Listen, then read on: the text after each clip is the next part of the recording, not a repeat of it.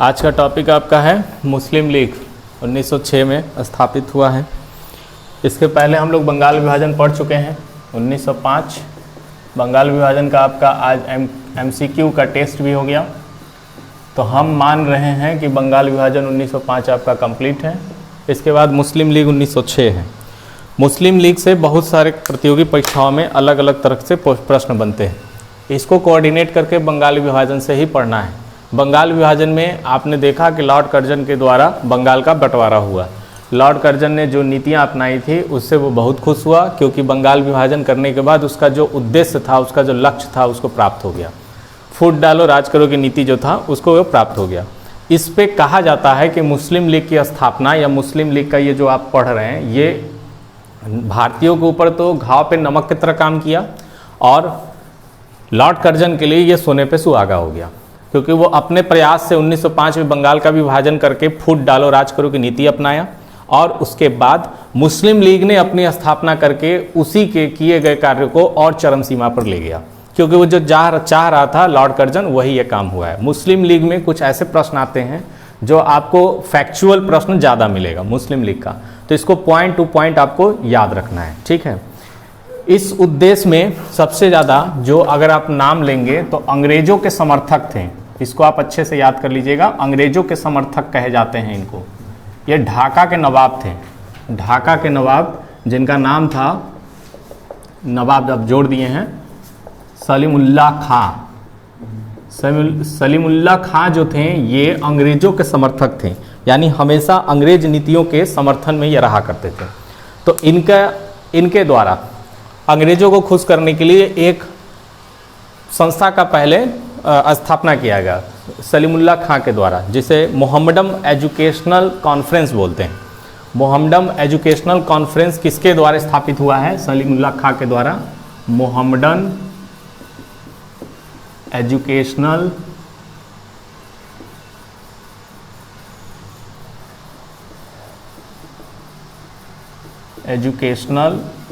Conference.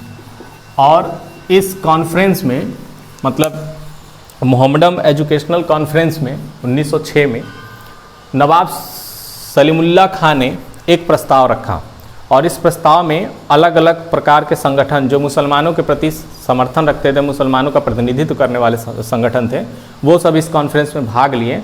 और 30 दिसंबर 1906 को, यानी सलीमुल्लाह खां के द्वारा मुस्लिम लीग के स्थापना का प्रस्ताव रखा गया है। इस बात को आप याद रखिएगा। और इसका स्थापना कब किया गया है वो एक अलग चीज़ है, ठीक है। तो 30 दिसंबर 1906 को, 30 दिसंबर 1906 को नवाब तो नहीं, सलीमुल्लाह खां के ही प्रस्ताव का पालन करते हुए बकर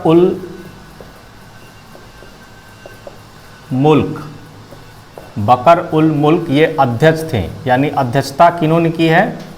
बकर उल मुल्क ने। और सलीमुल्लाह खां के प्रस्ताव के आधार पर मुस्लिम लीग की स्थापना का निर्णय लिया गया, ठीक है।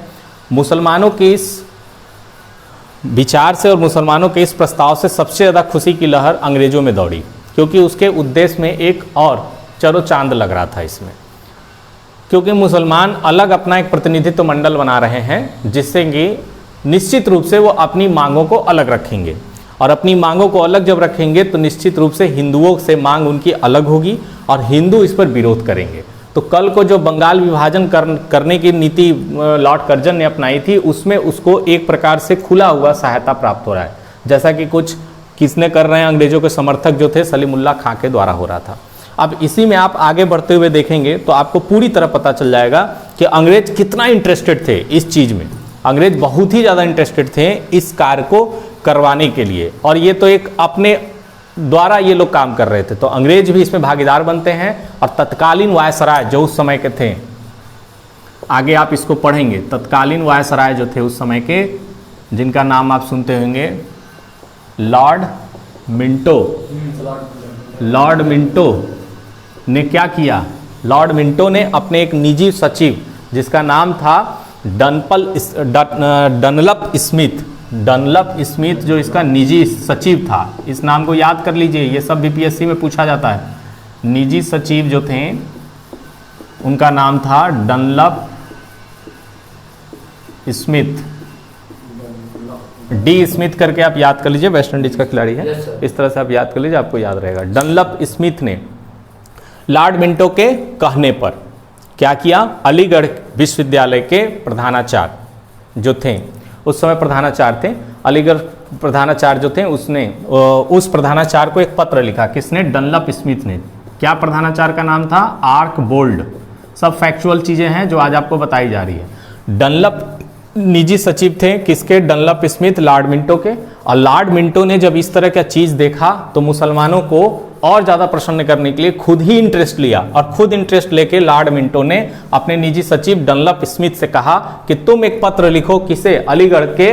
अलीगढ़ विश्वविद्यालय के किसको? प्रधानाचार्य को। मतलब अलीगढ़ विश्वविद्यालय बाद में हुआ, पहले वो कॉलेज था। तो ऐसे आप समझ लीजिए, कॉलेज में प्रधानाचार्य आर्कबोल्ड थे, जो ब्रिटिश सरकार का ही एक प्रतिनिधित्व करने वाला व्यक्ति था। आर्कबोल्ड को पत्र लिखा और कहा कि तुम मुसलमानों के शिष्टमंडल को अपने यहाँ क्या करो, आमंत्रित करो और कहो कि आपसे लॉर्ड मिंटो वायसराय जो हैं वो मिलना चाहते हैं और आपकी मांग क्या है उसको सुनना चाहते हैं। बात समझ में आ रही है कहाँ से कैसे कोऑर्डिनेशन हो रहा है? तो इनके द्वारा पत्र लिखा गया। आर्कबोल्ड अपने शिष्टमंडल, मुसलमानों के शिष्टमंडल को बुलाया और उनको ये ऑफर दिया कि आपसे हमारे लॉर्ड मिंटो मिलना चाहते हैं और आपकी मांगों को सुनना चाहते हैं। ये एक समझिए ऐसा खुशी था मुसलमान शिष्टमंडलों के लिए कि परोसा हुआ इतना अच्छा व्यंजन उनको प्राप्त हो गया, बिना कुछ किए, बिना कुछ झगड़े का। उनकी मांग सुनने के लिए खुद कह रहा लॉर्ड मिंटो कि तुम आओ, मैं तुम्हारी मांग सुनने के लिए तैयार हूं। यहां से आपको समझ में इतना आना चाहिए कि लॉर्ड मिंटो खुद चाहता था मुसलमानों के लिए पृथक निर्वाचन प्रणाली लाना, लेकिन एक आधार उनको मिल गया, ये लोग मांगेंगे उसको। तो लॉर्ड मिंटो का जब 1909 का सुधार पढ़ेंगे, लॉर्ड मिंटो अधिनियम जो आपका 1909 में आया है, मिंटो और मॉन्टेस्क्यू सुधार अधिनियम, उसमें आपको ये पहला पॉइंट मिलेगा, मुसलमानों के लिए निर्वाचन प्रणाली अलग कर दी गई थी। तो 1906 में सर आगा खां,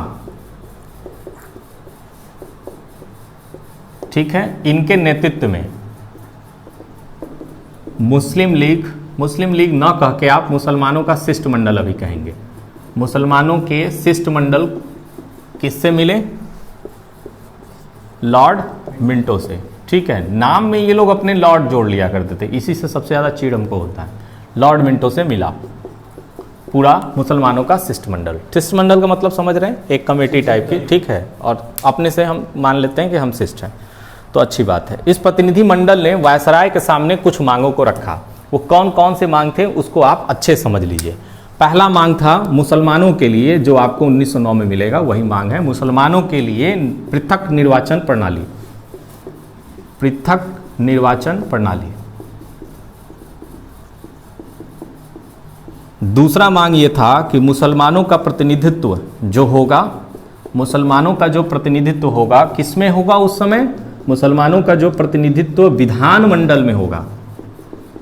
विधानमंडल में जो होगा अनुपात, जनसंख्या अनुपात के आधार पर होगा। जनसंख्या अनुपात के आधार पर होगा। इसको समझ लीजिए आप, अगर आपको इसमें दिक्कत हो रही हो तो आप इसे अच्छे समझ लीजिए। इसका क्या अर्थ है? इसका अर्थ केवल इतना है कि जहां जिस जगह विधानमंडल में मुसलमानों की संख्या अधिक होगी, ज़्यादा होगी, large population of Muslim community होगी, वहां पर मुसलमानों के प्रतिनिधित्व करने वाले भी व्यक्ति ज़्यादा होने चाहिए। ये बात इन्होंने कहा। और ऊपर कहा कि मुसलमानों के लिए एक अलग इलेक्ट्रोल सिस्टम होना चाहिए, एक कमेटी, एक अलग प्रणाली होनी चाहिए चुनने के लिए अपने लोगों को। ये 2 पॉइंट। और तीसरा पॉइंट बड़ी जबरदस्त इन्होंने कहा था कि मुसलमानों के लिए जो शैक्षिक संस्था होगी, शैक्षिक संस्था का मतलब समझ रहे हैं? हाँ, शैक्षिक संस्थाएं जो होगी उसकी स्थापना, ठीक है, एवं इसके साथ साथ इन्होंने इसी में जोड़ दिया था सरकारी सहायता प्राप्त होनी चाहिए।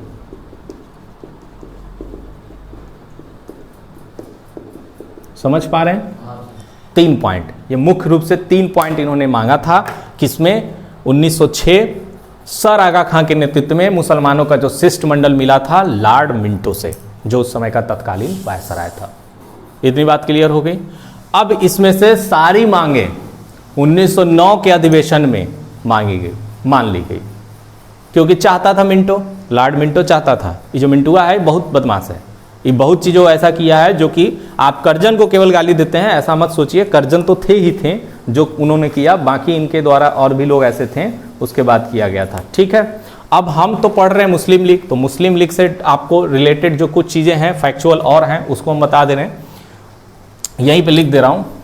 ठीक है, मुस्लिम लीग का पहला अधिवेशन, जैसे कांग्रेस का अधिवेशन होता था उसी तरह मुस्लिम लीग का पहला अधिवेशन हुआ है, याद रखिएगा इसको।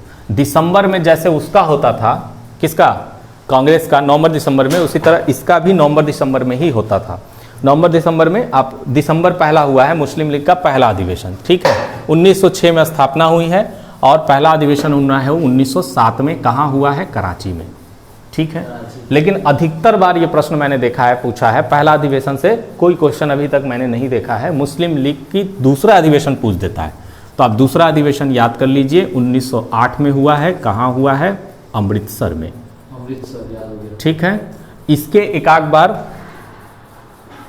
आध बार अध्यक्ष का भी नाम पूछा है कि दूसरे में अध्यक्ष कौन थे। सर पहले का नहीं पूछता है, पहले में तो गाँव पहुँच है सर सैयद इमाम, इसको याद कर लीजिए, सर सैयद इमाम।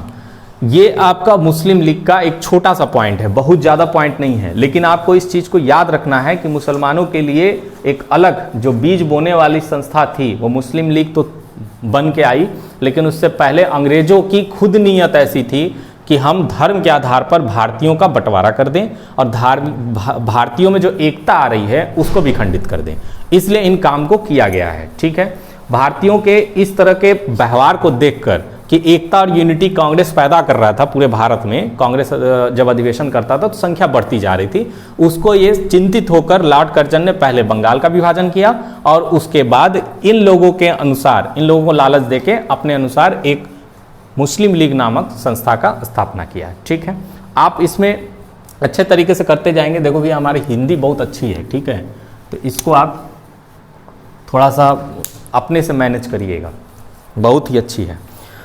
हाँ, इसमें मुस्लिम लीग ने अपने जो भी संविधान उनके अपने अनुसार थे अपना बनाया और उद्देश्य निर्धारित किया। मुसलमान जो अपना मुस्लिम लीग का संविधान बनाया, एक अपना सिस्टम बनाया, उसमें कुछ उद्देश्य उन्होंने शामिल किया, जो उद्देश्य उनका प्रेरित था, किससे, अंग्रेजों से। अंग्रेजों का वो एक तरह से आप कह सकते हैं टर्म्स एंड कंडीशन था। पहला और दूसरा 2 पॉइंट, पहला ये कि आपको अपने संविधान में, मुस्लिम लीग के संविधान में ये रखना है कि आप अंग्रेज प्रशासन और अंग्रेज सरकार के लिए हमेशा अपने आप को वफादार समझेंगे, वफादार बना के रखेंगे। दूसरा, अंग्रेज सरकार की जितनी भी नीतियां होंगी, जितनी भी योजनाएं होंगी, उसका हमेशा समर्थन करेंगे। ये चीज़ें आपको अपने संविधान में डालनी थी, किसे, मुस्लिम लीग के संविधान में। दूसरा पॉइंट ये था कि भारतीय मुसलमानों के राजनीतिक और अन्य अधिकारों की रक्षा करना और उनकी जो अंतर भावना है उसको स्पष्ट करना, किसके सामने, सम्राट के सामने। ये ब्रिटिश सरकार का काम होगा। ये 2 तरह के तर्क इसमें उद्देश्य रखे गए थे इनके अपने संविधान में, मुस्लिम लीग के अपने संविधान में। पहला पॉइंट याद कर लीजिए, हमेशा अंग्रेज सरकार के लिए आपको वफादार बन के रहना है और अंग्रेज सरकार की जितनी भी नीतियां हैं उसका खुले तौर पे आपको हमेशा समर्थन करना है। दूसरी नीति क्या थी, दूसरा क्या था अंग्रेजों के लिए, दूसरा क्या था अंग्रेजों के लिए, मुसलमानों के हित और अधिकार के लिए हमेशा आपको सम्राट के सामने यानी क्राउन के सामने क्या करना है, बातें रखनी है, स्पष्ट रखना। ये अंग्रेज का काम था। अब पहला वाला जो पॉइंट था वो मुस्लिम लीग के सदस्यों का काम था अंग्रेज सरकार के प्रति। ये पूरा कंप्लीट यहाँ पर मुस्लिम लीग के बारे में आपको नॉलेज है। अब इतनी चीज़ें आप फैक्चुअल हैं जो आपको याद करनी है, इससे ज़्यादा प्रश्न आपको इसमें मिलने को देखने को नहीं मिलेगा। तो इसके बाद आप कांग्रेस का अधिवेशन, सूरत अधिवेशन पढ़ेंगे और मार्ले मिंटो सुधार में आपको ज़्यादा पता चलेगा।